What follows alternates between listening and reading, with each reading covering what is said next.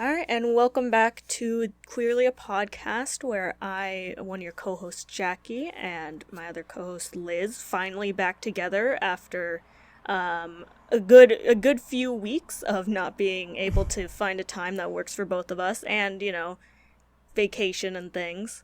Back together, and we are going to be talking about the role of the quote unquote gay or bisexual button in video games. So essentially, that whole concept is in specifically role playing games. You will see a lot of time that as a player, the character that you inhabit, you're able to choose whether or not to seek out same sex relationships or more heteronormative relationships. And that is completely up to the player. Nothing is canonized, basically. And so, yeah, I'm going to let Liz start us off. Yeah, we're reunited, and it feels so good. Yeah, that was a fun way to open. Yeah, so this discussion is going to be based off of the very, very good, just brilliant video essay by Verity Ritchie, who goes by Verily Bitchy on YouTube. Their essay titled How Bisexuality Changed Video Games. And so this is like a 50-ish minute video essay, so it's like rather quite quick. I kind of put it on while I was playing video games in the background as a podcast. It's so good. It's basically a dive into like the beginning of seeing gay and bisexualness as portrayed in video games. So like she starts with like one of the largest first examples of bisexuality in video games, which was a piece of code in The Sims 2 that wasn't necessarily meant to make it to launch, but in the demo that they showed at E3, basically one of the Sims was able to have same-sex relationships, and that was because the coder who was working on that version of the game didn't realize that code was going to be taken out. So they basically made a better version of the game that was closer to the game they wanted to ship based on that code. So if they wanted to take that out, they'd have to use an older version, and that would get rid of a lot of work. So that was shown at E3, and people saw it as like a first same-sex kiss on like a big stage, and that I think, and Verity says this as well, it kind of it popularized The Sims more than I think Maxis or EA really expected it to. And they just go into so many different games and discusses this concept of mechanical versus canonical bisexuality. Mechanical in the sense that that your character and their relationships with other characters is something that you choose as playing the player, and that it's something that like the primary example that Verity uses is Stardew Valley, where basically your character is bisexual if you choose them to be, and the sexualities of the characters that they can interact with, like Leia or Elliot, are based on your character's preferences. So if you, like, for example, my current game of Stardew Valley, I'm playing a female character, and I romanced Leia, and I married Leia, and Leia is shown in the game as having a previous ex-girlfriend. And what I didn't know, and what I learned from this video, was that Leia can have a girlfriend or an ex-boyfriend depending on the gender of your character when you choose to romance her. And so that's a sense of mechanical bisexuality or sexuality, is that it's based off of how the characters interact is based off of your choices. Whereas canonical sexuality or bisexuality is something that's more like in Dragon Age, where certain characters can be bisexual, straight, or gay, and those are kind of immutable. I mean, you can choose, if you might not know that they're romanceable or that they're bisexual if you didn't replay the game. And Verity focuses a lot on canonical bisexuality in the sense that, like, can you see visible bi representation through one playthrough of the game? And I think that opened up, at least to me, I don't know about you, Jackie, but that opened up sort of the question I never even thought that I had when playing a video game, which was like, oh yeah, like how am I supposed to ascertain, like, obviously most characters aren't just going to come out and say they're bisexual, so when it comes to like seeing yourself represented in games, how are you supposed to know, like, oh, this is actually a bisexual character? Yeah, did you have any like thoughts on that? I mean, on that, cause like, I'm the type of person who will always go for same sex if I'm able to, and like, it's one of those things, like, I'm a huge RPG player, so I've played things like Mass Effect, which I love. And one of the things that, like, almost immediately I look up, is which ones are romanceable, including, which ones are bisexual or same sex, whether it be for male or female gender. And yeah, it's one of those things where you don't there's no inclination in the actual games almost ever, which to some degree I think is a good thing, because like that's not how people actually talk when you're just, you know, adventuring. But it also means that for people who don't agree with that kind of thing, it doesn't have to exist. Do you know what I mean? Yeah, the essay brings this up a lot too, is like these video games, and I say these video games, some of the games that she discusses in her video, I already said Stardew Valley, Mass Effect, basically any of the BioWare games. Mm-hmm. The Outer Wilds is one where she has like a really good example of a canon bisexual character who is written by a bisexual person. The Elder Scrolls Skyrim and the Elder Scrolls Online. The Sim series, obviously, indie games like A Night in the Woods and Coming Out Simulator. Mm-hmm. Assassin's Creed, Dragon Age, I already said BioWare, yeah. Fallout games, Borderlands, and Fable. Fable also being one of the earlier games to have, like, large mainstream games to have, like, same-sex options.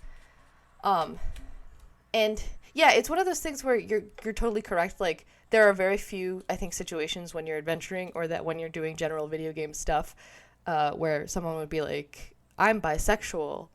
But, like, also, yeah, you do kind of miss out, I think, a lot of the times in characterization, like, especially when it comes to this mechanical bisexuality, that you won't know that, like, I didn't know Leia or Elliot, I think Elliot mentions a previous partner too, I didn't know that their partners change based on the way that you play. So I've definitely, the thing is, because I always go with Leia, or I always said Leah, I don't know, but oh, is it Leah? I have no idea, but I've always gone with her, and I've had it where the ex partner was a guy, even though I've always played as a girl.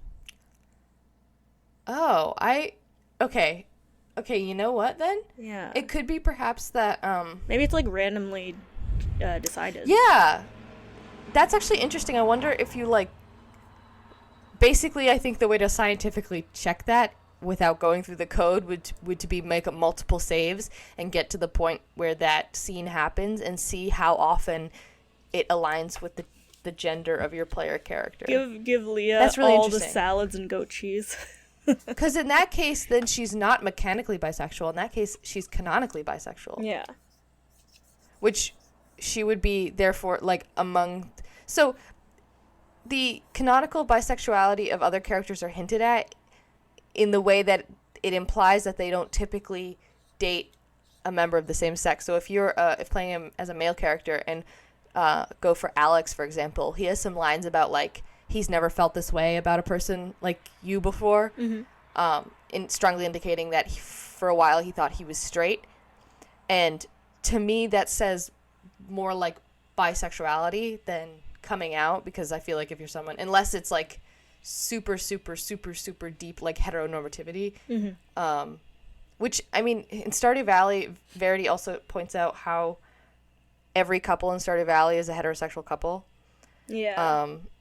Which, to be fair, there aren't that many, but every couple that's not part of the player's romanceable characters are heterosexual. And so that's interesting.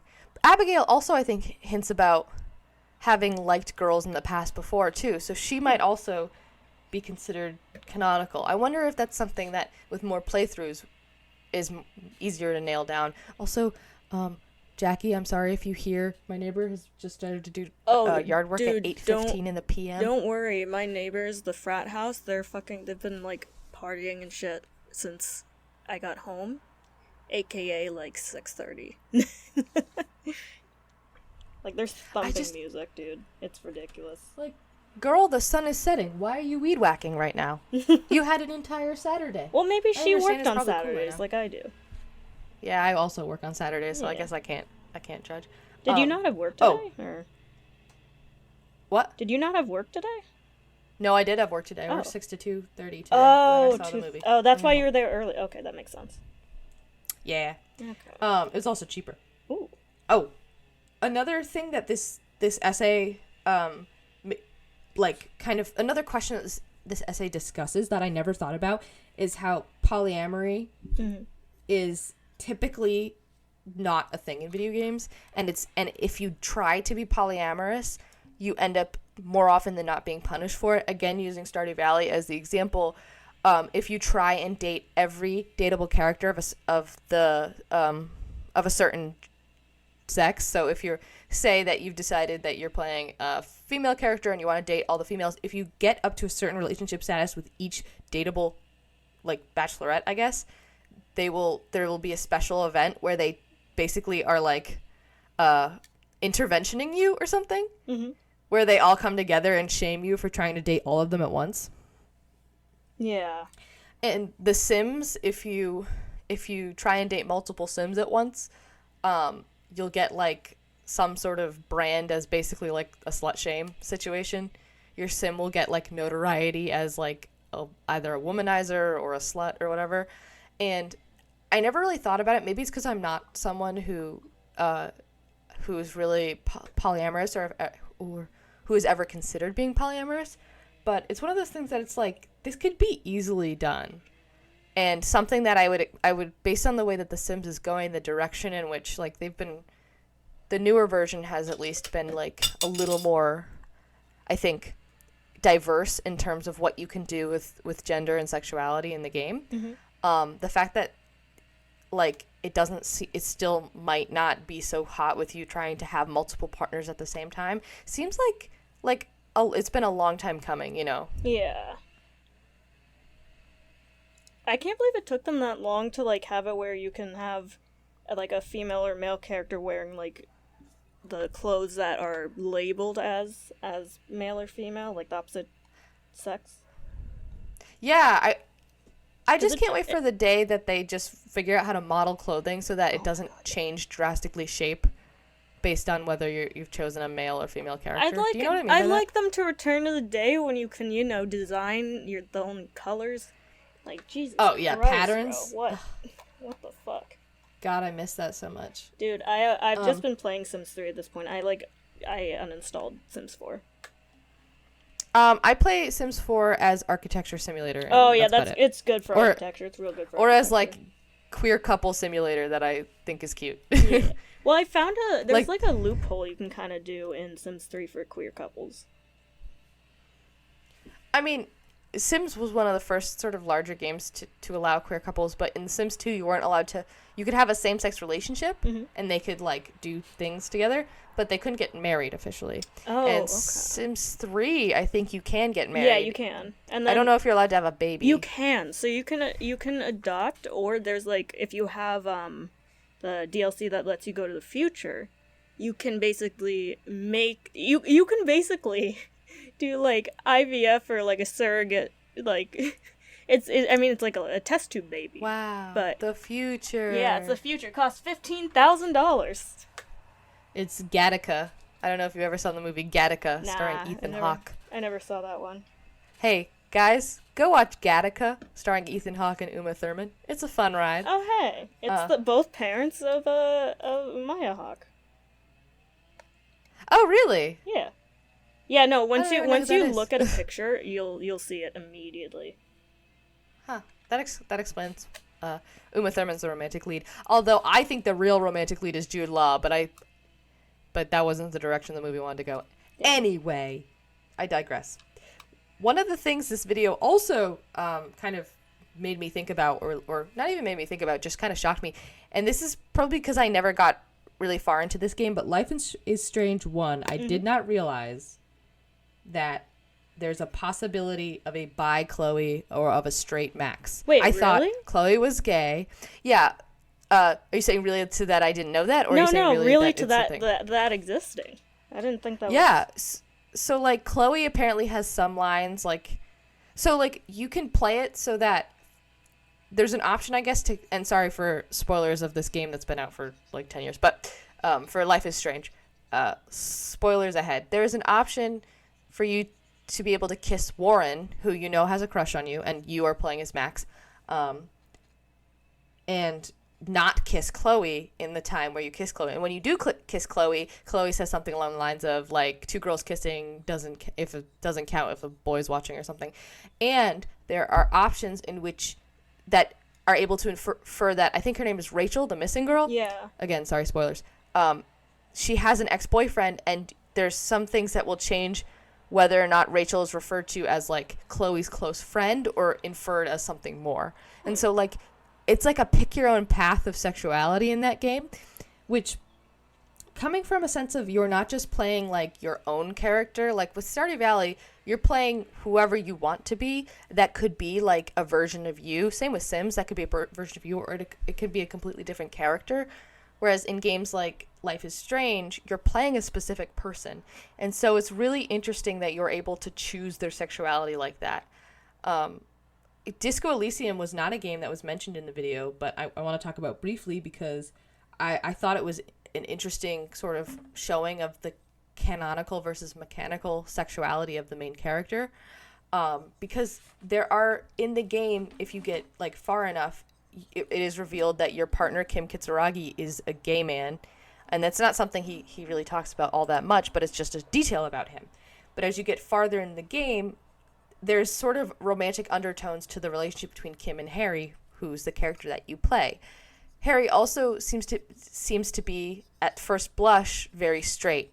You meet a female character in the game who Harry can try to hit on, and then another female in the game who Harry can try to hit on, and Harry also could have these memories about another woman, and it's not particularly clear if this woman's a real person or a, like, sort of metaphorical woman. And so there's another element to Harry where there's romantic undertones with Kim, and furthermore, he meets another character which can give you I think they're called, I can't quite remember what they're called, but there's a mechanic in the game where you can basically research memories because you play a detective who's an amnesiac, and he doesn't know anything, including about himself. And so you meet this man who's very clearly homosexual, and you can research this basically project called the Homosexual Underground, where Harry can start learning about gay people, basically. And so it's another sort of example where, like, I feel like canonically, a lot of people understand Harry as bisexual, as someone who later in life is determining that he's bisexual, having met Kim and also having now a greater understanding of the fact that there are queer people around him. And in the setting, it makes more sense that there's, like, it's not a super, like, it's a very, like, sort of fraught area that he's in, and that this, like, the fiction takes place in. But it's also one of those things that I feel like can also be completely ignored. If you weren't sort of paying attention to it or didn't want to go that route, which is so funny because to me, Harry and all of the other characters in Disco Elysium are so rich in character, and they feel like their own sort of thing, that even though you're playing as them and you're kind of like you're dressing Harry in a stupid hat and a stupid dress, and it's fun. Like, clothing gives you buffs in that game, as it does in real life. And so, like, you're playing a role-playing game, but Harry also feels like, because he has these memories that you slowly unlock, he's his own person.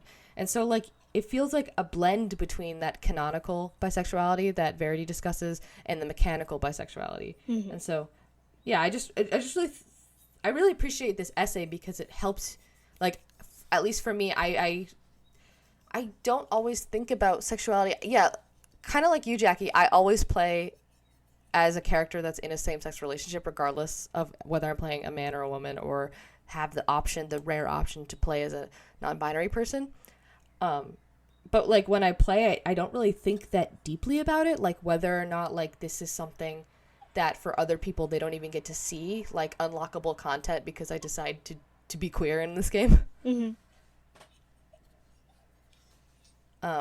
Yeah, so I don't know if you had any sort of outstanding thoughts about the essay or about like sexuality in video games in general.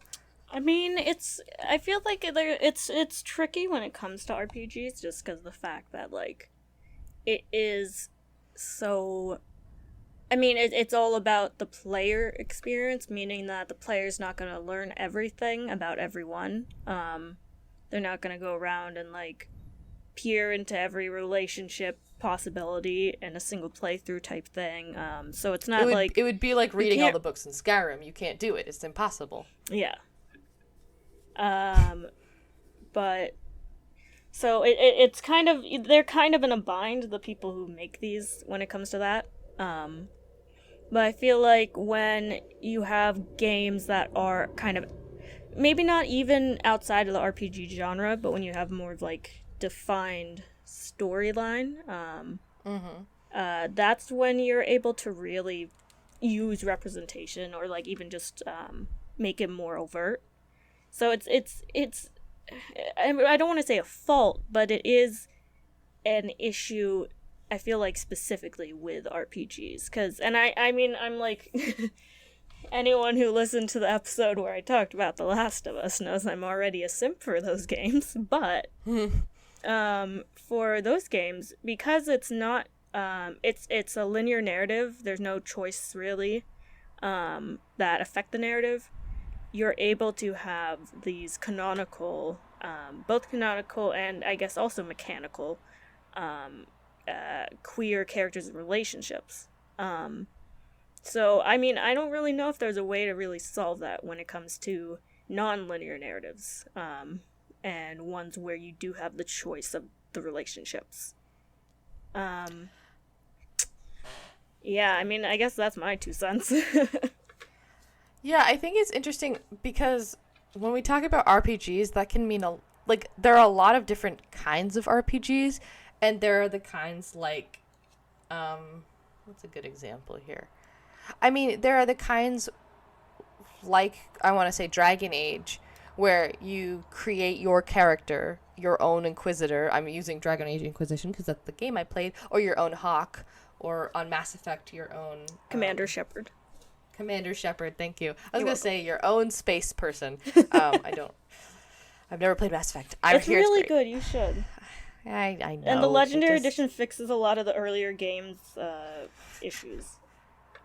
Oh, good. Some quality of life stuff. Yes. But like in a game like that where you're creating a character very like close to a D&D sense of a game versus role-playing games that are classed as role-playing games but are more like Borderlands, for example. It's an RPG, but you're not playing you're playing Axton, you're playing Lilith, you're playing Brick, you're playing Mordecai. Like, you're playing a character, and I don't know why I named 3 characters from Borderlands 1 and 1 character from Borderlands 2.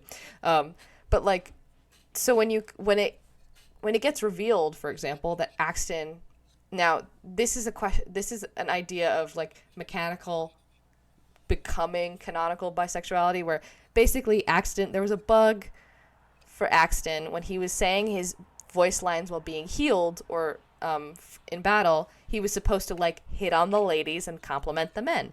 Instead, those lines just kind of went out regardless of the gender of the other character helping him, and so it made him come off as bisexual. And so one of the writers of the game, Anthony Birch, known bisexual, kind of went with that, and they kind of built upon it in further DLCs and in further examples of his characterization. Just like the idea that the DLC playable character Krieg is known to have like a crush and relationship with Maya, or Lilith with Roland. Like, these characters in Borderlands have a life outside of the game that you play them in, which is really interesting. And it also is it makes the fact that it's supposed to be an RPG kind of wacky as well, because it's like, yeah, you're playing as Lilith in the first game, but you're not Lilith. Lilith is her own thing. Like, she comes back and she's her own way. Even if that's not how you characterize her in your mind, that's the way she is now. Yeah. And so, I think it's weird because, like, yeah, you have the sexuality of your RPG character when you get to make, like, a clean slate tabula rasa character, but then you have someone who's, like a guy who existed pre-game and presumably will exist post-game, like Harry Dubois or, like, Lilith or whatever, that you're just supposed to be like, okay, I'm this person. And both are interesting games to play. Like, I think one of the reasons I like the single-player linear narrative game is that sometimes I don't care that I'm not playing me, or I don't care if I'm playing a story where it's not relatable to me. And I think that was a big thing, too, during, like, if you were around during Gamergate. Where kind of. people were... Yeah, where one of the central issues was, like, are games getting too woke? Or, like, what is wokeness in gaming? And wokeness in gaming was, for a lot of assholes, was just that, like, the fact that you might not play a straight white cis man in a game. Like, they might have you playing a black man, like in Walking Dead, or a little girl, or they might have you playing a trans character or a gay character. And to the sort of one side of Gamergate, that was too woke. You know, how am I supposed to relate? I'm not interested in stories like that. Where it's like, why aren't you interested in stories like that? You don't, like, we're all human beings. How is that not the piece of relatability? You think everyone else can relate to you? Like, yeah, bro, what? Yeah, you think I see freaking, absolutely, like, just a middle-aged... Yeah, you think I see Max Payne and you go, that's me, though. 45-year-old. You think I see Duke Nukem and I go, that's me? I'm Duke Nukem? No, but I like to watch Duke Nukem throw the grenades and be crazy. I know I'm not him, and I don't have to relate to him. In fact, I don't relate to most video game characters because a lot of video game characters kill people. And you know what I don't do and don't want to do? Kill people. Yeah. Like, hot takes. I don't understand why everyone is supposed to be relatable to you. Like, every human being has emotions and has ideas and has thoughts that are relatable to you and situations that are relatable to you. But the whole character doesn't have to be a carbon copy of you in order to enjoy it. Like, okay, this is like a rant about, this is a rant that is like from 2014. But it's a rant. Is peak teen Tumblr Liz coming out? I mean, I don't know. It's just more like I saw people tear, like, people like Anita Sarkeesian, which don't come from me telling me she's done one bad thing or another. I don't really care about her as a person. Mm-hmm. But her, essentially, or like Zoe Quinn, they were just people who were saying, hey, men treat women and people of color like cis straight white men in video games who make up the majority of the people who have the voice in video games and the majority of the hypothetical audience that a lot of video game, like AAA studios, are marketing towards. And when I say hypothetical, I mean the fact is that people of all ages, creeds, colors, whatever, play video games. Mm-hmm. But the straight white male audience, for whatever reason, is considered to be... I mean, I know what for why that is because video games, past a certain point... So, like... I feel like in the beginning of, like, when the Atari first came out, video games were marketed towards everybody. It wasn't just, like, boys play video games and girls play dolls. It was, like, everybody can play games with their family on their home console. Yeah, it was but technology. The home console was expensive. And then, for whatever reason, it got to a point where video games became masculinized. And I don't know if that's because they thought that there was more money in doing it like that. Like, maybe the idea was that, like... a 12-year-old boy is going to be on a paper route, and he's going to spend his hard-earned money on Tecmo football for the Nintendo Super Nintendo. I think... Look, I wasn't born yet, so... I actually had an SNES Super Nintendo growing up because my dad, but I think the reason that it became such a boys' club is the same thing with why emerging technology became a boys' club. It's the same, like... same idea of, this is new, innovative, smart, like, clever. We're also going to use it for, we can also use it for, like, more nefarious purposes, it's powerful, it makes us powerful, so we're gonna keep it with where the power currently is, aka at the time at least, men. Well, yeah, and those being primarily white men. I mean, I would assume that the capitalistic sense also probably plays into it. That's true. Back then, only your richest friends had like a Nintendo. Yeah. You know, it was like something that the rich families had access to. And then I think at some point you're totally right. Like maybe it was the myth that girls aren't smart enough to learn the technology of how to play a video game, or girls don't have they don't have time to worry about playing video games because they have to mature. That's why I wasn't allowed to have an Xbox when I was 13. Really? Because my mom thought I was too old for it. Oh, interesting. She was like, "You're not gonna play it. You're too old for it." I'm like, "I'm 13. I'm their primary demographic." My mom, because she had gotten my brother, my brother is older than me by about 3 years, just for reference for people who didn't know. And so he had gotten an Xbox. He was in like middle school, so peak like COD voice chat age. Yeah. And so I'd grown up playing video games with him, so I am a gamer.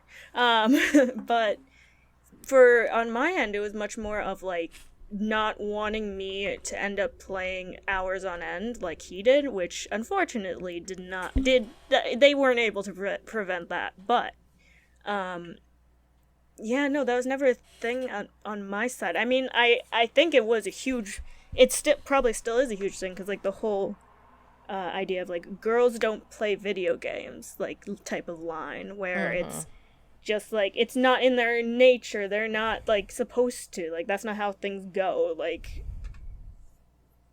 yeah. Cause also I think sorry, no, it's alright. Well, when we were growing up, oh my god, this is why we need to be in the same room. This is why I'm moving to Boston, so I can you talk.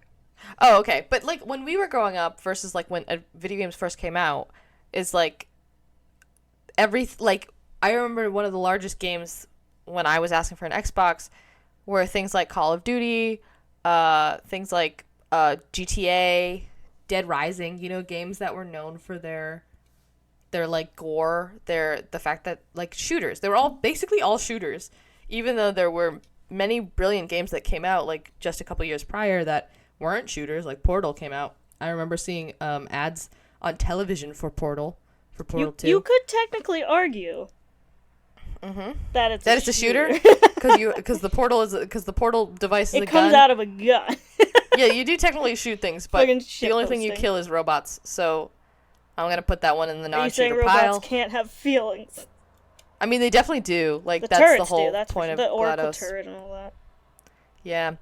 That's a good game. Yeah, but like this idea that I don't know how we got away from sexuality so fast, but we did. Me neither. Oh yeah, because we were talking about catering to. There's now like even if we're not catering to, like just men, I feel like we're still catering in a lot of places to heteronormativity, and like as Verity like does a great job pointing out how optional homosexuality can be in large games, like one really good example that she discusses is Assassin's Creed Odyssey. Yep.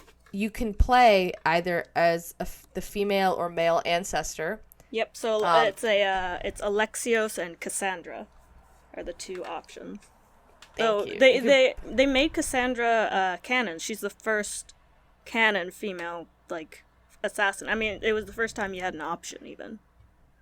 It's so interesting how she also has this side tangent about how Assassin's Creed is about like generational trauma and generational knowledge and like ancestral knowledge, and they do a very interesting thing with how you kind of like you can.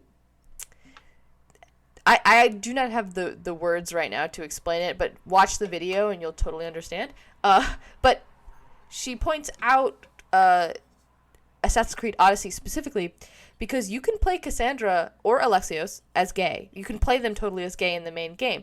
But in the DLC, even if you play, regardless of who you chose to play, those characters will have settled down and had children and get married to a different sex partner. So even though you could have played the entire game not ever choosing any choice that even hinted at heterosexuality in either character you played, the DLC then kind of forces your character to be heterosexual. And now I'm sure someone's going to like put their glasses up their nose and be like, well, back in ancient Greece, even though people were allowed to have same-sex relationships, they were they also had to carry on the bloodline and have, they got marriages and babies and stuff. Probably something that sounded smarter than that. But, like, yes, but you're also playing a video game and some escapism. You're a demigod, nice. too? So, it's like, there's literally, and I fought it, there's literally a minotaur, like, in the game. It's just lazy writing, honestly. Like, bruh, you can see through the eyes of a bird. Yeah. Like, let's not... Dude, there's a skin for your horse that's a black and purple Pegasus. Okay, that's pretty lit, though. It really is. And you don't take fall damage on it. It's great. Fuck. The most recent Assassin's Creed game I played, because it came with my computer. Oh, did you get Black Flag or something? No. Oh, okay. So I own Black Flag, okay. But it's the worst optimized for PC. I haven't tried it on this PC. I tried it on my older PC. I might try to launch it here, but I'm running Windows 11, so I'm not sure about the compatibility. Mm-hmm. But damn, that thing did not want to run for shit. Oh, no. And I was like, you know how hard it is to steer a boat when half the textures won't load? Oh, God. Pretty hard. Anyway, I digress. No, the latest Assassin's Creed game I've played and owned is Valhalla. Oh, God, I've played it. It's horrible. It's not interesting. It's so boring. Like I want to. I can't wait till I get to England, but god damn. No, dude, don't England. Do... No. England gets worse? It gets so much more boring. England is worse. England is like, I'd rather be back in Norway. Ugh, that's like, disappointing. dude, because I thought... I was just like, God. Once I get to England, they're going to take the training wheels off. I'm going to, like, have a fun time. No, nope. Not the case. Dude, there's a part where you go to Valhalla, and it's still the most boring shit I've ever done. And you're straight up in Viking heaven, and you're just horribly, laid out. Dude, I loved God of War. And then this comes out. I'm like, what the fuck? What the fuck? See, the only thing I like about is that I play Ivor, who is also the canonical descendant, the female Ivor, rather. Sorry, I forgot they're both called Ivor. No, wait, I thought the male Ivor was the canonical. No, female Ivor. Wait, it might be that male Ivor is canonical, but female Ivor, when I read a review, was like had a better story. Whatever. Wait, let me look up. I'm gonna look it up while you talk. Okay, I like the fact that I can make my female Ivor have dramatic black eyeshadow and have a shaved head because I think it looks really hot. I forgot where I was going. Oh, I feel like this is just going to devolve into me talking about Assassin's Creed for the next, hour and a half. Because I do want to talk about how simpler times it was when you could just play Assassin's Creed and just go, look, it's George Washington. Oh, look, it's Blackbeard. Both are technically canon because the spirit / essence / mind of Javi, who is one of the Valhalla spirits who now embodies Ivor, has been both male and female at different points in time. Sorry, I just fell asleep. What were you saying? Basically, guys, it's a boring game. I'm so glad I did not pay any money for it. Posting or fence sitting. Both are technically canon because spirits and shit. Whatever. It's dumb. Just play Origins. Play the original trilogy. Play Odyssey. Play anything that's not. Play 3. 3's a banger. Play Cyberpunk 2077 before you play that game. Really? Dude, because I own both. And at least Cyberpunk 2077 is, entertaining. And it's got Johnny Silverhand. Oh, God. Keanu, I respect him. I just don't think he's that good of an actor. I'm sorry. You know what? I think I 100% agree. I think I like seeing Keanu Reeves and stuff because I like seeing Keanu Reeves, but I don't think he's a good actor. He's a super nice guy. He's got a good action look to him. He's got handsome, charisma, yeah. But he's not a good actor. He was so love him. Yeah. He's a golden retriever of a man. Yeah, he seems like he's like a really good guy, for Yeah. Hollywood, but damn, if only his talent was something else. If only his work was something else. Because I wouldn't Yeah. go so far to say that he's an acting talent. Yeah, if he were like a writer or something, that'd be great. Oh, yeah. Just a nice dude you invite to parties. That could be his next job. Yeah. Or like the host of like an award show or something. Actually, if he was like if Uh-oh. he was like a host of some kind, like of a late night show, or like, what are those game shows that they do on like NBC at late night where they have celebrities host inexplicably? Like the thing that what's her face does? Ellen? No, not Ellen. She's like tall Ellen. She's like if you stretched Kelly Ellen Clarkson? out. No, Jane Lynch. Oh, wait, what? I don't like watch late night really. She does like a late night game show, and she has like celebrities on one side and normal people on the other. I don't know. I've never seen the show really, but I do know that like more and more they've been having celebrities host late night sort of game show type stuff. So like that sounds like a Keanu Reeves moment. Yeah, that could be actually a good fit for him. Yeah. Keanu, we'll be your agents. Yeah. Fire whoever you got right now. I have no fucking... We'll keep you in John Wick. I have no knowledge about the business side of cinema, so, yeah, hit me up. An article just... While you're talking about business sides of things, an article just came out in Variety magazine about how little showrunners of streaming platforms are told about their shows as they're on.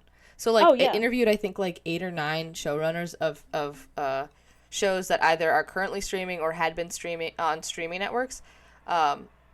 And they're just, like, they don't know how they're doing. They don't know, like, how popular it is. Like, they don't get an actual sense of the statistics or the numbers of how their show is doing. Yeah. And so it's, like... So they don't know how their show is doing. They don't know when their show is getting renewed, if it's getting renewed at all. Like, what do they know? Like, there's no all way they to know prepare. is about their show's, like, plot, stories, character. Yeah, no, they get no metrics. They get, like, dude, there's so much in the entertainment business where you get shafted just constantly. Mm-hmm. Like, I mean, because I had at one point wanted to go into it, like, as one of my, like, options for a career. Yeah. But, and then, of course, like, I kind of know secondhand from my brother he's working in advertisement placement at this point, but he's working up to hopefully getting closer to, like, producing type role at this point. Yeah. But, yeah, no, writers in general, very, very, you would think they'd be treated better than, like, the tech people, but no, they're in the pits with them. I mean, they're all, like, I think everyone who actively works on a show, as in, like, to make the show happen, except maybe the talent, depending on the show, gets absolutely shafted. And the thing is, like, we see showrunners' names, we see writers' names, directors, producers. We see all of their names when we watch a show's credits, but we don't see the shareholders' names. We don't see the executives' names. We don't know who's calling the actual shots. So when people get all mad that the ending of this series was rushed, it's because John Smith didn't know his show was going to be ending because nobody told him, and he didn't know who was watching it because he didn't get any indication. The one show, though, that doesn't have that excuse is Game of Thrones, because literally they were like, hey, we can totally do till, like, season 10. They were saying that to DB Weiss, and that was like part of their, like, pitch, right? Yeah, the HBO was like, hey guys, like, we'll give you more seasons, like, we'll totally fund it, like, just please, like, but they wanted to end it early because they wanted to work on Star Wars, and so they end up working on Star Wars? They decided we're gonna have it be fewer hours than a normal season. We're gonna cut it off short. And then we're also just gonna, give green light to the worst ideas. Horrible writing. Just goddamn awful. Like, okay. Oh god, there's so much I could go on about. Like, you've heard of a lame duck presidency? You've heard of a lame duck presidency? This is like a lame duck showrunnership. A lame duck TV. Like, DB stands for They were duck. like, we've got one more season to go. Just really, like... just like, throw in the towel. Because it wasn't. They could have handed it off. That's the thing. They didn't have to end it like that. They literally could have handed it off. I mean, Walking Dead went through what, like 4 showrunners? Like. Yeah, and I stopped watching it midway season 3, so. For Game of Thrones or Walking Dead? Walking Dead. I've never seen Game of Thrones. I watched the first like 2 episodes of Game of Thrones. I've seen it didn't like a scare me. handful of episodes from Walking Dead, but not like I hadn't watched it continuously because at the time, I don't know why I wasn't allowed to watch it. First of all, when it first was huge. To be honest, when it first was huge, you were probably honestly. But the thing is, you don't like take it in context of my family. Like I had been watching because I had a sibling who was 6 years older than me. I, at the age of, like, in elementary school, had watched The Hangover with my family. I watched Family Guy with my siblings and my friends all the time. I watched crime shows every night with my family in elementary school. Like, that kind of thing. Yet they wouldn't let me watch the first season of Game of Thrones when it came out. And then they wouldn't let me watch Walking Dead when it was first being, like, huge. And then I tried watching it and I got bored. So that didn't help, but... To me, to be fair, I didn't like watching, there's not a show on AMC that I've seen that I've actually wanted to watch for more than, like, an episode. Didn't AMC have Breaking Bad, though? Yes, and so I think my issue with Breaking Bad is I might enjoy it if I didn't already have to have lived through the hype of it for so long. Like, people were, like, so into Breaking Bad, so into Walter White, Los Pollos Hermanos, like, all of those things were all over everywhere, and I only say Los Pollos Hermanos because there was a kid at my high school who wore that shirt like constantly. Okay. And I was like, a chicken restaurant I've never heard of, what? Yes, I understand fandom t-shirts now. But it's just like it's something I'm not interested in because it was so hyped, and I'm afraid it won't meet my expectations. Other shows like The Walking Dead, which went downhill, like I didn't watch that much of it. I think I stopped watching season 3, but I didn't watch all of season 1 anyway. Oh, so I didn't really care. Okay, wait. One good AMC show. I didn't know this was on AMC. It's called The Killing. It was from 2011 to 2013. It's based on a Danish television show. It's a pretty good show. Does that have Kevin Bacon in it? No, it doesn't have Kevin Bacon. It has Peter Sarsgaard, isn't it? Randomly? Maybe that's who I thought he was. But there's Joel Kinnaman, whose face I always recognize, but never remember his name. If you look him up, you'll probably recognize him. Sorry, Noel Kinnaman? Is that what you said? Joel Kinnaman. Joel. Oh. Yeah, Joel Kinnaman.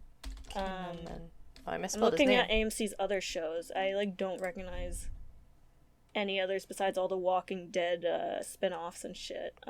Miniseries, animated. I'm gonna keep it real with you, Chief. I would never... This man is the most bland man I've ever seen in my life. He is a white man. Damn. I really don't have anything to say or do about this man because he is just unremarkable. This is why I remember them, because they acquired some shit, including CSI Miami. Oh, really? And I watched all the CSI shows. I watched NCIS. I watched Bones. I watched Rizzoli Isles. At one point I watched Castle. It sucks. Don't watch it. I watched so many crime shows. Didn't they have Preacher on AMC? Or was that something else? No, that's something else. Who had Preacher? Preacher was supposed to be good. Preacher was based off of Orphan Black. Wait, I think that's AMC. I watched something that somebody was talking about Orphan Black recently. What? Got Ruth Nega in it. Orphan Black. Like, what are they actually doing? That's my question. AMC. Oh, they own BBC America. Did you know that? Wait, what? Wait, is AMC a British company? No, they just own BBC America. So, like, I think they acquired it somewhat recently. Some merger or something? Yeah, or, like, they manage it because BBC America's programming is just so different anyway. Yeah. I noticed how loud, when I was listening to, re-listening to my audio from the last episode that I did solo, I realized how loud my mouse is, and I don't know how to stop that being loud, so... Oh, I just kind of, like, pull my mic away from my mouse, and then it's... My mic's too good. But wait, weird question. Did you have like Bowtie Cinemas near you? Did you have that movie theater chain or a different one? Bow tie? Yeah, we had one called Bowtie Nah. Cinemas. No. We had, well, so the one I went to today, AMC. Mm-hmm. AMC 12, Lisbon, woo! That we most of them had been AMC's. We did have like I think it's like called a Cineplex or something like that. Oh, okay, I've heard of those. I don't know who they're owned by though. I think that's the one in Cinemark. I think it's Cinemark. Oh, okay. Yeah, that's one that's close to us too, I think. Cinemark. Yeah, no, it's I guess. Wait, why are they in Virginia? Oh. They're in half of Connecticut. In Virginia, apparently. What the Same fuck? place. Same place. Hold on. Wait, okay. Bowtie Cinemas locations. Okay, they're also in New Jersey, it looks like. And parts of New York. Okay. Okay, they're not in Virginia. Okay, I see. They, like... Here, wait, I'm gonna send you a screenshot. They, like, span up my side of Connecticut, New York, and then, like, up into Albany a bit. Ah. But, yeah, no, I didn't have any... Upper half of the Appalachians. I didn't have any AMCs or, like, those huge, like, movie theater chains near me growing up. I just had Bowtie Cinemas, period. And then, like... No, that was also Bowtie Cinemas, yeah. whatever is in Mansfield. I think it's called the Mansfield Movieplex, but I don't know what it's owned by. Bowtie Cinemas. Movie going the way it used to be, only better. Yeah, it's just a movieplex. Movieplex. Apparently, it's this one's owned by Zurich Cinemas. Or Zurich. I'm not sure if it's a person's last name or a place. Interesting. How do we get here? Oh, we were talking about movies. we were talking about we were talking about Keanu Reeves at one point. Oh yeah, What happened? Where are we? I do love that. Individually, we're both very focused. We have very clear sort of like what we want to say. Mm-hmm. We say it. We're very. I think we sound very intelligent too. Together, one brain cell.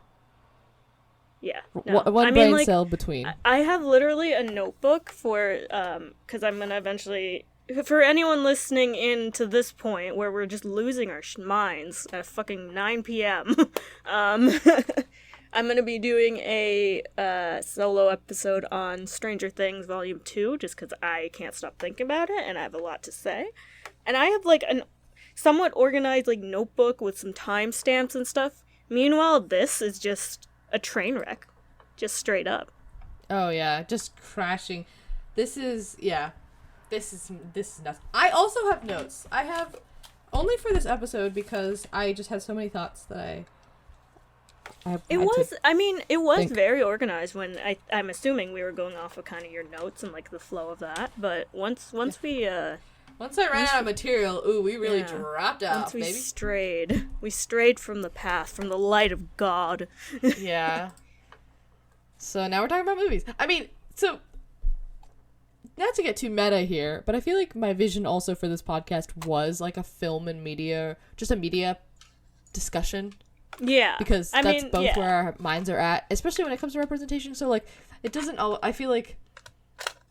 Look, we're here, we're queer, and this is a podcast. What more could you want? Yeah. I mean, like, it's like what we said. It's our time to, like, hang out, sometimes do gay shit, sometimes just talk about media. It's just, like, our scheduled time to chill. Can I tell you a little bit about Thor? Yeah, because I'm probably not going to watch it until it comes to streaming. I think that's valid. Wait, Liz, do you watch Bob's Burgers? Yes, I just haven't seen the movie. Dude. So I saw the movie in theaters, really good. But it's coming to streaming in like 3 days. Ooh. It's going to be on what Hulu. Platform? Oh shit, I got that! Yeah. It's super good. It didn't do well at the box office because, Top Gun Maverick was also that same weekend. And then also it wasn't advertised at all. Yeah, no, that's true. They, like, just didn't advertise. I remember learning about it I remember learning about the concept of it, like, probably, like, months and months ago. And then I realized it was in theaters the week it was going out of theaters. And so I saw it the day before it left. Yeah. I I didn't realize that it was out, and what I was gonna say was that Top Gun Maverick is like total fucking U.S. military propaganda. Don't Oh, for see sure, it. yeah. It's fucking stupid. Um. Uh.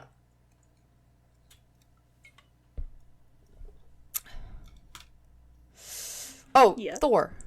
Thor. I'm gonna not be spoilery because right now the internet is covered in spoilers for a movie that's literally only been out since it's literally only been out for like 2.5 days. So I'm not gonna spoil it. I am just gonna give like first opinions of it, which is to say, so if you liked Ragnarok, you're going to like this one. I think that that's pretty clear.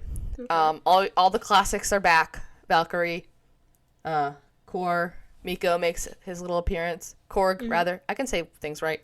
Obviously, Jane Foster's in it. If you didn't know that, you didn't see a trailer or understand the plot of the movie. But it's really good. I think it demonstrates. Okay, I'm gonna say this right now. I wish that whatever contract Taika Waititi has with Disney, he did not have it. Okay, because I think his brain and the way that he, like, the emotional sort of points that he likes to bring out through his movies are brilliant. And I think part of what makes his entries into the Thor canon good is how they works as a standalone film. And I can just almost guarantee it that the next guy in the Marvel what do you call it? Like the Marvel Cinematic Universe, the next guy to come in and take Thor's character, they're going to try and rewrite whatever was done in these films. It happened in Ragnarok, where, and this is spoilers for Ragnarok because that movie came out in 2018. What are you doing? Go see that if you haven't. But like, basically the end of Thor Ragnarok, Asgard is destroyed, and Thor is like, we're gonna rebuild a new Asgard. And so but another whole kind of point is that they're now refugees. They're refugees in space. And so at the time and continuing, it was also, I think, partial commentary on the big refugee crisis that we were going through due to the conflicts in Syria and the Middle East. But we still have a refugee crisis because people are still being denied refuge. But I digress. That was kind of the big point. And Taika Waititi's really good at ending his movies on a hopeful note. And so there was this like bittersweetness, a hopeful note at the end where it basically the acknowledgement that like, yes, Thor has lost his home planet, but he hasn't lost his home because all of the people of Asgard are with him. And they may be refugees and they may not have a place of refuge at this moment. They have each other and they can reestablish and reform Asgard. That was like the way the movie ended. The next movie to utilize Thor is Avengers Infinity War. What does Infinity War do in its cold opening? In its first 5 minutes, it shows you that all of the people, or most of the people on that ship, are killed. It literally takes the hope, the seed that Taika Waititi was sowing for his Thor character, and the message that he planted at the end of that movie, and just shat all over it. And so the reason why I don't want Taika Waititi in Disney anymore, and why I think his ability to create standalone films, or the potential for him to create films that have actual sort of meaningful endings and character growth through it, is just that like the next person to get handed that IP is gonna fuck with it, I think. And like, I'm sure there's a possibility that someone else takes up the Thor mantle of like Thor director and makes a good movie and does a good Thor, and it's great and it's fine.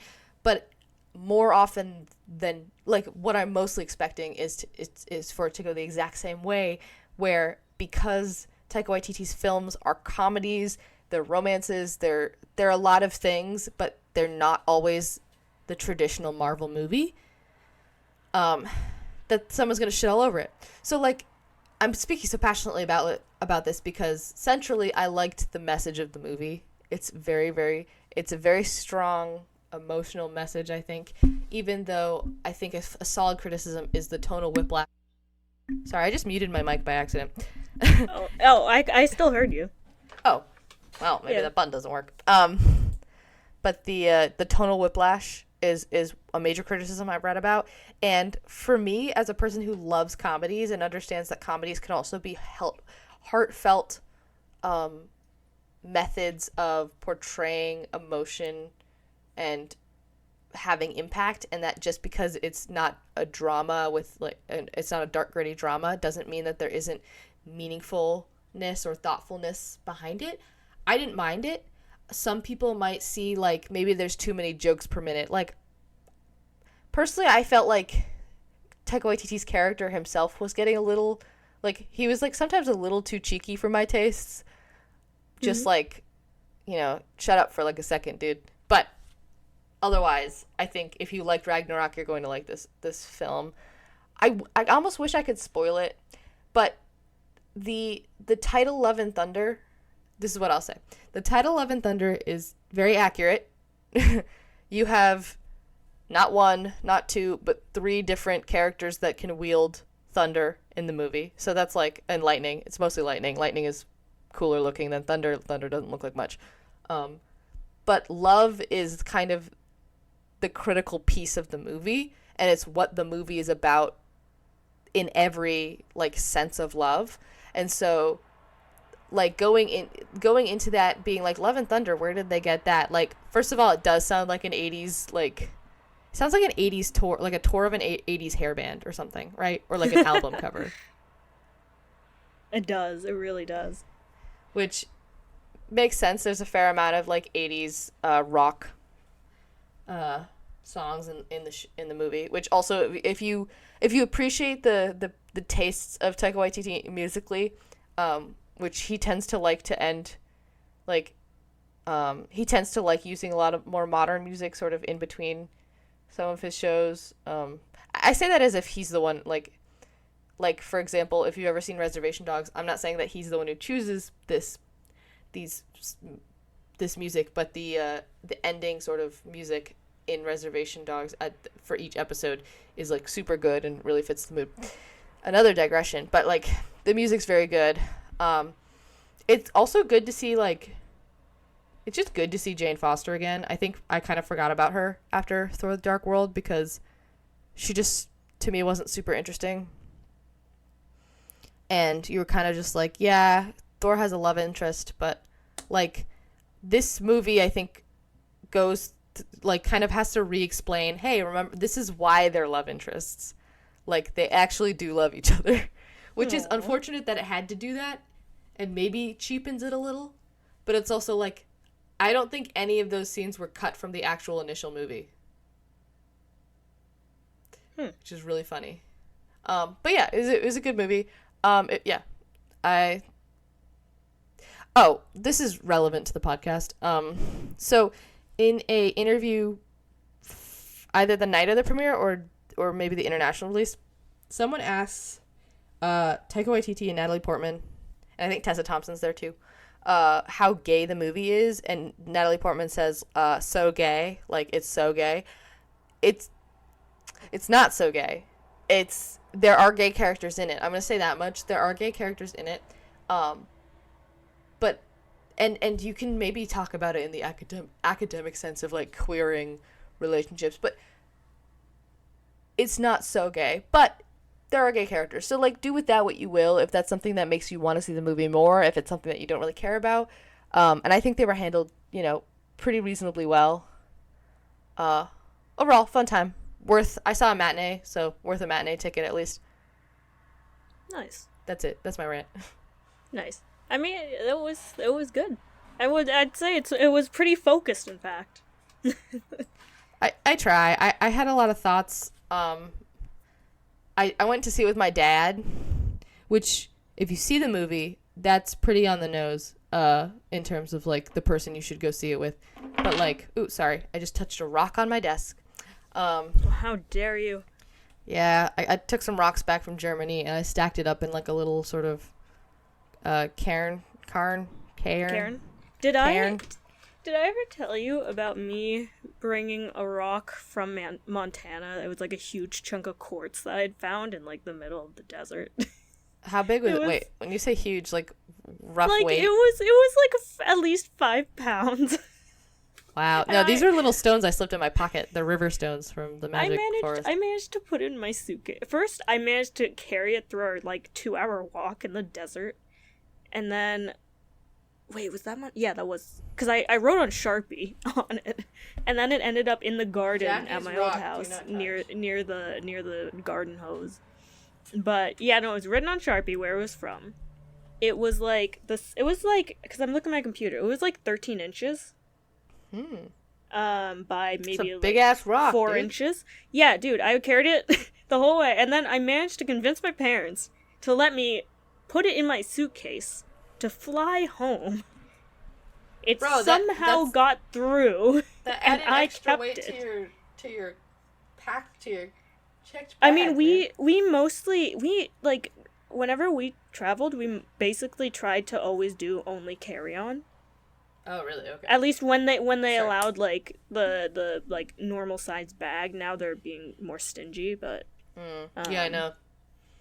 but yeah, no, I managed to get through security, and I kept it for like 7 years at that house, and then when we left, it was left in the garden. Oh. Yeah. Miss you, Montana Rock. I do. It was huge. I'd step on it so my foot wouldn't get wet when I used the hose. Nice. Yep. Damn. Good memories. Big fucking rock. Yep. No, it was gigantic. I don't know how the fuck I got through TSA.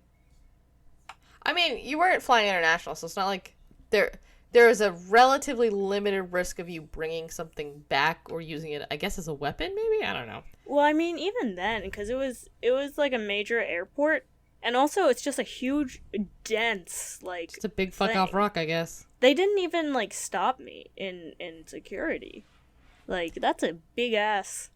They said, this Like- kid looks like a geologist. I'll take it. Yeah. Apparently I was a 10-year-old geologist. Junior geologist. Yes. You have to I had the graduate. badge. I had the badge sticker and everything. Oh my Nah. god. My friend has a wooden junior Death Valley Ranger pin because Ooh. they went to Death Valley for as part of a class their senior, like their last semester. Wait, is the pin wooden? The pin is like it's like laser cut almost wooden pin. It's cool. I want one. I'm jealous. That's actually super fucking cool. Yeah. And then my other friend Izzy has name dropping, I guess. My other friend Izzy. I have a friend called Izzy. And they have one that's junior. It's either for the LBJ Ranch, which is actually it's either the LBJ Ranch or the what is that big fuck off telescope in like Austin? There's a big James Oh, Webb I know telescope. What you mean. The James Yeah, Webb like planetarium, junior planetarium or something. Anyway, I'm jealous of them. I want a junior woodchuck ranger badge or whatever. Yes. I never got to go in the scouts, you know? I in elementary school I was part of Brownies, which for those who don't know is like pre-Girl Scouts, and I did it for like I want to say 2 months in second grade or first. I was signed up. I enjoy cooking. I've always enjoyed cooking, so that was the main draw. I remember I had the little apron. They give you an apron, which you get these like 5 colored petals instead of badges. It's fucking stupid as hell. But it is a very cute outfit for a child. I did those 8 sessions. I hated it so much. My friend also hated brownies. I don't know. Yeah, no, my mom, like, immediately, as soon as I was like, dude, I don't like this, she's like, okay, that's fine. That reminds me of when we went to Catholic day camp. My mom sent us for like a week. No, I don't even think she paid for like the whole week, and we were so like we hated it. We only made it through I think Thursday or something. And I think she wanted us to go for 2 weeks, but she canceled it because we hated it so much. It was just like awful. Kids we didn't know. We didn't know any of the like hymns or anything. So when there was mass, we didn't know what to do. Like it was just I don't know why we hated it so much, but we hated it. We wanted to go to the 4-H camp, which had horseback riding and archery. And instead, ours had arts and crafts, which every camp has. My camp had arts and crafts and horseback riding and archery, but also optional Sunday mass and religious songs, which I didn't understand the religious side. But one of the songs was literally, it was a religious song, but it was just used to annoy people during meals. Because at our meals, so we would have it where there's like, I think probably like 20 cabins. Girls ranging from ages like 7 to 15. And during meal times, you would sing, and you would start a song. Usually you'd coordinate with like your whole cabin, maybe another cabin next to you. You're all in this big mess hall. And there's a whole handful of songs. There are ones that relate to the camp. There are ones that are just normal songs. And so the thing is, when someone starts a song, you can't interrupt the song with another. You have to wait until it finishes to then try and be the first one to start a new song after. Eventually, it got so bad that, like, 2 years before I left, they had to ban people singing songs until people, what they called slingers, would start cleaning up the plates because everyone was done eating, because people weren't eating enough. Because everyone was singing songs. Exactly. But one of the songs was this religious song that it had, I think, like 5 verses, and it just kept going and going, and it was just used to like annoy each other by starting it. And it was just about like Noah's Ark. Oh my god. But yeah, I'll always remember that song because of it. But yeah, no, we sang grace at every meal, like morning and night. It was like very short, but at lunch it was always this song about like Johnny Appleseed, and then it ends with like the Lord is good to me, hallelujah, hallelujah, amen. American Christianity is the weirdest form. Like, why is Johnny Appleseed a religious figure? Yeah, it is very strange, but it's weird thinking back to when I didn't really know what it was about. It was just a song that was fun to sing. Yeah, I don't remember anything from camp. I also went to camp for like 8 years, to the same camp. We went for and I went for like the first 2 or 3 years. I went for 2 weeks each summer, and then I went for a month each summer. So I'd gone there for a long time. I have very fond memories. That's like, cause I'm one of those people who looking back on like my teen years, I didn't exactly have all the like typical experiences that I kind of wish I did. Mm-hmm. But growing up in terms of like middle school, elementary school, all that, I definitely have those. Especially the most Americana one, which is summer camp. Well, yeah, like when I was a camp counselor, a day camp counselor for a summer. It was maybe the worst job I've ever had. I've not had that many though, so it's not hard to rank. But here's the thing. Because I had never gone to summer camp, I didn't know how to do I didn't know any of the songs. I didn't know how to do friendship bracelets. I didn't know how to play any of the card games. I didn't know anything. So I had 10-year-olds being like, can you start a friendship bracelet for me? And I said, I do not know how to do that. Another girl was like, can you braid my hair? Bruh, my hair is like 3 inches long. You didn't know how to braid hair? I can't braid hair. Like, you didn't even learn it on, like, your sisters? No. Why are there fireworks going off? Not the July, baby. They're setting off fireworks down my street. Apparently, okay, wait. I don't know if I'll include this just because this is like, this is kind of a big thing. But my upstairs neighbors who have been here before, like, they talked about the neighbors on the corner here. And apparently, like, previous years, they have, like, shot fireworks at and thrown glass bottles at, like, cars and people, like, on the 4th of July Oh, so they're dicks. like, passing by.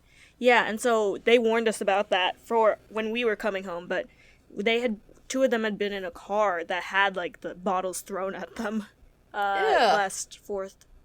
So, that's the kind of people we're dealing with. People truly are at their most American on the 4th of July.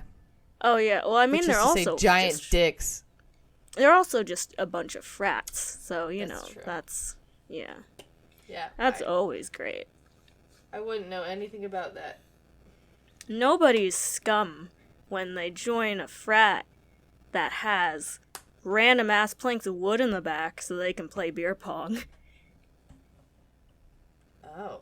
It's literally like milk crates and a plank of wood they found on the street. Hey, who needs a ping pong table when you've got a plank of wood? They also like there's so much like glass in the streets every time like I end up biking, and then random like red Solo cups in our front yard. You have to like purposely make your way to our front yard to put them there. Like that's like they're far enough that you have to like stroll on over. Yeah. Yeah. That sucks. I really hope I'm not blowing out my mic, because apparently I've gotten a lot, like, I don't know if the positioning or something, but it keeps showing me hitting that, like, the red, essentially. Yeah, every time I speak it seems like I hit the red. So if that wasn't a problem last time, I think it could just be due to the sensitivity of the mic. Yeah, it really wasn't. Because, like, nothing has changed in terms of settings, so I don't really know. Yeah, I'm not sure. It tells you the disk space remaining for recording. I have 40 hours left. I've got 122 hours and 42 minutes. Oh, I'm down to 39 hours, 59 minutes. Oh, fuck. Oh, Jesus. I like how... should we find an ending point? Oh, yeah. So, let's say maybe 40% of this podcast was about... was based off of a discussion based off of the video essay, and I'm just going to repeat it because, seriously, if you're someone who likes video games, if you're someone who's interested in thinking about sexuality as portrayed in video games, you need to listen to this video essay. It's How Bisexuality Changed Video Games, and then if you see the thumbnail, it'll have a big picture, and it says the gay button on it. It's by Verity Ritchie, who she's very funny, very smart person. Her YouTube is Verily Bitchy, no spaces, no capitalized. Bitchy spelled Bitchie, like their last name. Yeah, it's really good. I suggest everybody listen to it. Do you have anything you want to plug or anything you want to say, Jackie? Let's see. I'll plug Bob's Burgers movies coming to Hulu on July 12th, because we're now in the month of July. Just because I really like it, you should watch it. It has good music. I will be recording and releasing the Stranger Things Volume 2 episode probably within this week, possibly weekend, but probably not, just because I've got stuff to do. And then, of course, just plugging our sites and all that. So we have our website, www.queerlyapodcast.com. There you can find all the episodes. You can find kind of future episode lists, as well as media recommendations we have. It's kind of a work in progress, especially the bio section. But you can contact us with... That felt pointed. What? No. I just haven't written one. Have I? Well, mine's also, like, very... I don't like mine, basically. I want to, like, completely change it. But we also have a contact form where you can ask questions, suggest topics, just give opinions, tell us where we're going wrong. Talk to us, please. And then we also are available on to be streamed from Apple Podcasts, Spotify, Amazon Music, Deezer.